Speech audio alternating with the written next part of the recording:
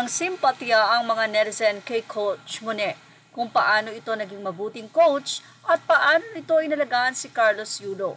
Pareho nga na dumaan sa matinding pagsubok sila Carlos at Coach Mone.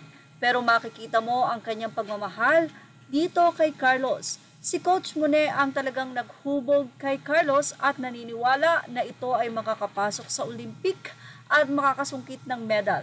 Yan mismo ang sinabi ni Coach Mone sa documentary na mapapanood na ginawa ng Japan. Itong si Coach Mone, naging magulang o tatay o second father pa siya kay Carlos. Kaya naman ang naging say ni Carlos, baka magpunta ako sa Japan po and say my thanks po sa mga taong tumulong sa akin sa Japan and sobrang thankful and grateful ako sa coach ko na yon. Halos hindi nga nababanggit nitong si Carlos Yulo ang pangalan ni Coach Mone sa nasabi nga pong mga interviews niya. Ganun pa man, ito ay kumalat sa social media at ipinakilala ng media kung sino nga ba ang coach na naghubog simula nang siya ay 13 years old hanggang sa makamit niya ang pagiging magaling na gymnast na kung saan ay finalo up na lang ng mga bagong coaches matapos ang kanilang paghihiwalay. Zen, babalik ng triple sa iyo Coach Mone ang lahat ng kabutihan na ibinigay mo ang puso mo kay Carlos. Narito ang kanilang naging say. Honest is a virtue, which sadly Carlos Yulo does not have. This hype will die down and he will be alone with his millions. But then money is not everything. Remember, money is the cause of all evil. One cannot have two masters. You will love one and despise the other. Which one will you choose, God or money? What God has given him to do good can be easily taken away. If God decides, he is not worthy of it.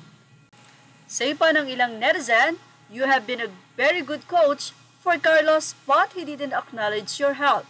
He was proud to say that his success was because of his GF. Great talaga yan. Coach Mone is now known as the Olympic double gold medalist champion. Yan talaga ang ibig sabihin na Japan lang malakas kasi kung di Japanese coach at kung di sa Japan ang training baka walang gold. Then, love ko na tuloy si Coach Mone, wala siyang masamang sinabi kay Kaloy Carlos pala, aba, patuloyin mo ba sa sarili mong apartment at ipagluto mo ng pagkain dun pa lang, makikita mong mabuting loob ang coach na ito. Pupuntahan ko talaga si Coach pag nag-Japan ako to extend my gratitude for what he had done to my fellow Filipino. Makita ko kaya siya? Hahaha. Tila na misinterpret nga ng ilang netizen ang naging post ni Angelica Yulo na Japan talaga ang malakas. Kasi talagang malakas ang Japan at sobrang minahal nila talaga si Coach Mone dahil alam nila kung paano inalagaan ni Coach Mone si Carlos Yulo sa Japan. Kaya ganun na lamang ang masakit na damdamin ni Mrs. Angelica Yulo na magdesisyon si Carlos na humiwalay sa kanyang coach. So siguro iyon din yung isang dahilan kung bakit nagkaroon ng matinding tampuhan ang dalawa at nadagdagan na lang na nung nagkaroon siya ng girlfriend na si Chloe. Anyway, sabi nga ng mga netizen, kailangan mo talagang puntahan si Coach Mone dahil siya talaga ang humubog ng gusto sa iyong kagalingan sa gymnast at syempre sa iyong dedikasyon. Kumbaga ay tandem talaga sila. Yan ang ating Showbiz Now update.